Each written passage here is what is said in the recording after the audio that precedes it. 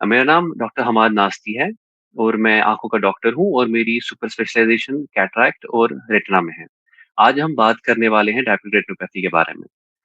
Retinopathy एक ऐसी बीमारी है जो डायबिटिक पेशेंट्स को उनकी उनके विज़न में इफ़ेक्ट लाती है। ये एक ऐसी बीमारी है जो डायबिटिक पेशेंट्स जब बहुत सालों से उनका डायबिटीज़ कंट्रोल में नहीं रहता है, तो उनके जो अंदर का रेटिना होता है, आँख का जिसको हम पर्दा भी कहते हैं, उसमें काफ़ी सारी चेंजेज़ आने लगती हैं, जिसकी वजह से उनके विज़न में इफ़ेक्ट होने लगता है।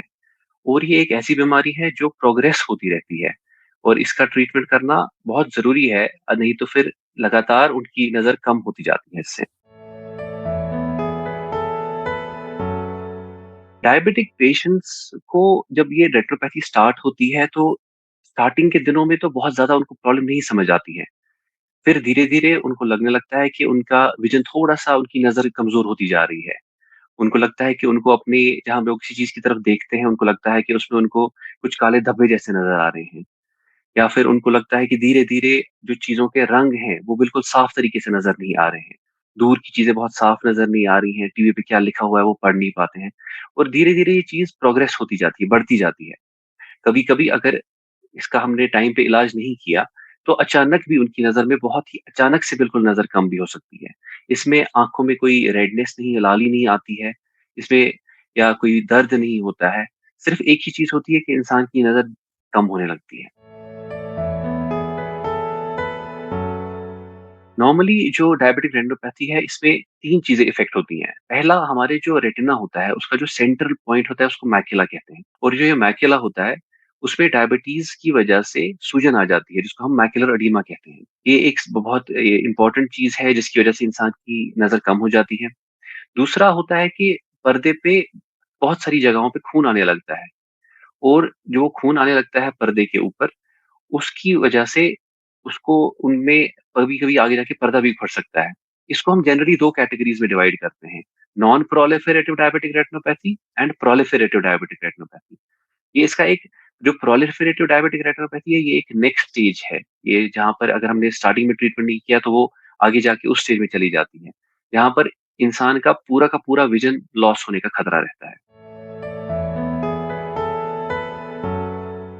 डायग्नोसिस के लिए सबसे ज़्यादा इम्पोर्टेंट है कि एक डायबिटिक पेशेंट टाइम बर टाइम अपनी आँखों का चेकअप कराए। क्योंकि जो डायबिटिक रेटिनोपैथी है, जब वो स्टार्ट होती है आँखों के पर्दों में, तब इंसान को कोई प्रॉब्लम नहीं नज़र आती है।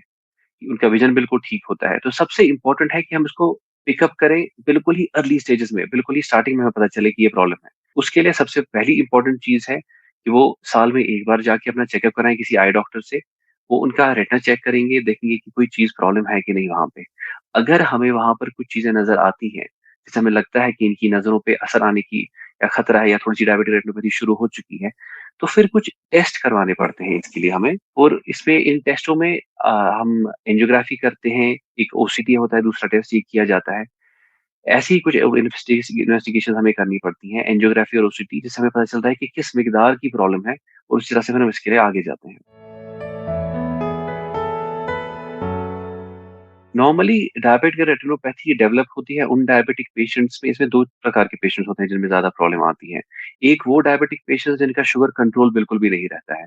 काफ़ी टाइम तक उनका शुगर कंट्रोल में ना रहा हो तो उनको डायबिटिक रेटिनोपैथी होने के अक्सर काफ़ी चांसेस होते हैं। दूसरी ये भी एक चीज़ होती है अगर किसी को बहुत साल हो गए डायबिटीज़ में, मे बी 10 इयर्स या 10 या 15 साल हो गए, उनमें भी काफ़ी चांस होता है कि उनको डायबिटिक रेटिनोपैथी डेवलप हो सकती है। दूसरी चीज़ ये होती है अगर डायबिटीज़ के साथ-साथ कोई और बीमारी भी है, जैसे कि हाइपरटेंशन है या फिर डायबिटिक नेफ्रोपैथी यानी कि हमारी किडनियों में असर पड़ा है। उन लोगों में भी डायबिटिक रेटिनोपैथी और ज़्यादा जल्दी डेवलप होती है और उसका जो सिवियरिटी होती है वो भी ज़्यादा होती है। नॉर्मली हम रिकमेंड करते हैं डायबिटीज़ 2 टाइप के होते हैं। एक होता है टाइप 1 डायबिटीज़ जो कब काफ़ी बार ना काफ़ी यंग एज में होता है, इंसुलिन डिपेंडेंट डायबिटीज़ मेलाइटिस जिसको कहते हैं। उनके लिए रिकमेंडेड है कि वो after 5 years of diabetes first checkup कराएँ, क्योंकि काफ़ी अर्ली एज में होता है, बहुत ज़्यादा आँखों पे असर इमीडिएटली स्टार्टिंग में नहीं आता है। जैसे रिकमेंड है उनके लिए कि पहले 5 साल जब उनको डायबिटीज़ के हो गए, उसके बाद वो जाएँ अपना डायबिटीज़ चेकअप कराने के लिए अपने आई ऑप्थेल्मोलॉजिस्ट के पास और उसके बाद ईयरली चेकअप कराएँ। जो टाइप 2 डायबिटीज़ है, जो अक्सर यहाँ पर लोग हो जाता है जो 40-50 ईयर्स की एज में होता है, उन लोगों में रिकमेंडेड है कि वो डायबिटिक चेकअप कराएँ at the time of diagnosis. जिस टाइम पे उनको पता चलेगा कि उनको डायबिटीज़ है, उस टाइम वो ऑप्थेल्मोलॉजिस्ट के पास जाके अपने आई चेकअप कराएँ और उसके बाद ईयरली चेकअप्स के होंगे उनके।